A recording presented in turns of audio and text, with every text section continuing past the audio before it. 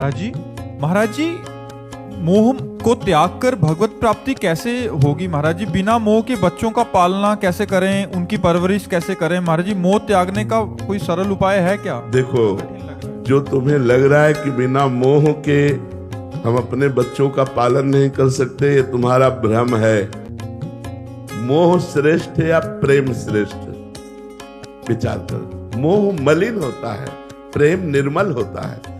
यदि हम अपने बच्चे से प्रेम करें कि मेरे भगवान मेरे बच्चे के रूप में आए, क्या इससे बढ़कर के कोई भाव हो सकता है?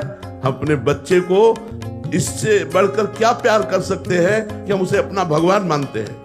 हम अपनी पत्नी को इससे बढ़कर प्यार क्या कर सकते हैं? हम उसे अपना भगवान मानते हैं। हम माता पिता को इससे बढ़कर क्या प्यार दे सकते हैं? हम उन्हें भगवान मानते हैं। मातृ देवो भव, पितृ देवो भव। तो हम यदि भगवान की भावना करें तो मोह का नाश हो जाए और भगवत प्रेम हो जाए। सब में भगवान विराजमान है। तो मेरे बेटे के रूप में कौन आया है? भगवान ही तो आए हैं। भगवान अगर चले जाएं उनके शरीर से तो उस शरीर को हम जला देते हैं, शरीर को गाड़ देते हैं, शरीर का कोई महत्व नहीं रखते। तो आज भी आप अनजाने में भगवान का ही महत्व रख रहे हैं, तो उन्हीं भगवान से प्यार करो ना। अपने बेटे के शरीर रूपी मंदिर में भगवान को देखो, मेरा परमात्मा इस रूप में आया है, और प्यार करो। आपकी भक्ति बढ़ेगी और भगवान की प्राप्ति होगी और बेटे का प्यार भी सुरक्षित रहेगा। मोह से बढ़कर के प्रेम है। मोह में तो अज्ञानता है, प्रेम में ज्ञान है। इसलिए भाई ऐसा न सोचो कि मोह के बिना परिवार का पोषण कैसे हो सकता है। बहुत अच्छे से हो सकता है यदि हम भगवत भाव करें तो। पर भगवत भाव करने के लिए नाम जप जरूरी है। बिना नाम जप के भावना नहीं जागृत होती। भजन से ही भाव की प्राप्ति होती है। खूब नाम जप करो।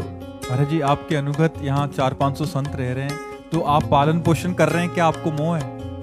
हमें जितना एक गृहस्थ अपने परिवार से प्यार करता होगा उससे करोड़ गुना प्यार है, करोड़ गुना।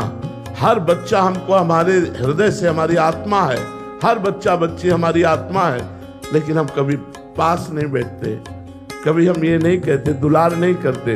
लेकिन हृदय से हमारा चिंतन, जैसे कछुआ अपने अंडे को जल में रह करके चिंतन के द्वारा उसे परिपक्व कर देता है, ऐसे हम चिंतन के द्वारा अपने शिष्य या अपना परिकर या जो जहां भी रह रहा है वो चिंतनी शक्ति के द्वारा हम अपनी आत्मा मानते हैं। हम इनको बहुत प्यार करते हैं, पर हम प्रगट में प्यार नहीं करते। महाराज जी, ये तो बहुत बड़ा उदाहरण है कि बिना मोह के इतने जनों का पालन पोषण हो। और हर बच्चा अगर वो ईमानदारी से सत्य मार्ग में लगा है तो उसको अनुभव होगा कि मुझसे बहुत प्यार करते हैं।